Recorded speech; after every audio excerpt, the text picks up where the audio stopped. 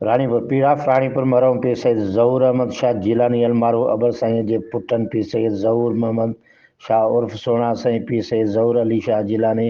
उर्फ़ chisel साईं पीर सैयद अब्दुल कादिर Shah house Ranipur ते पंहिंजे वेगन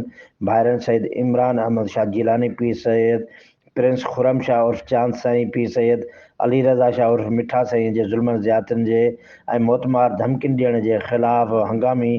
प्रेस कॉन्फ्रेंस कंदे उन्हनि मथां इल्ज़ाम मढ़िया त असांजे बाबा साईं जी वफ़ात थियण खां बाद हू 24/11/2023 ते तालका नारो में घर में जदीद हथियार बंद साण करे घर में घिड़ी घर में पियल सोना ज़ेवर रोकड़ रक़म 8 हथियार ऐं लाइसेंस मोबाइल फ़ोनूं न्याणीअ जो ॾाज ऐं माल मता समेत लेन कुदरत जा कागज़ पिणु खणी विया जॾहिं त ADNC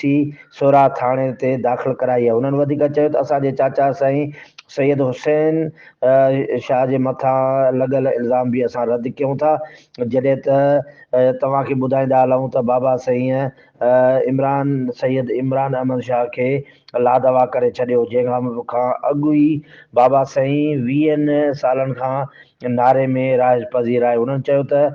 IG Sindh DIG Sukkur SSP Khairpur समेत बाला ऑफिसर नोटिस वठी असांखे तहफ़ुज़ मुहैया कनि। Reporter Syed Zawar Hussain Shah Ibrat news Ranipur.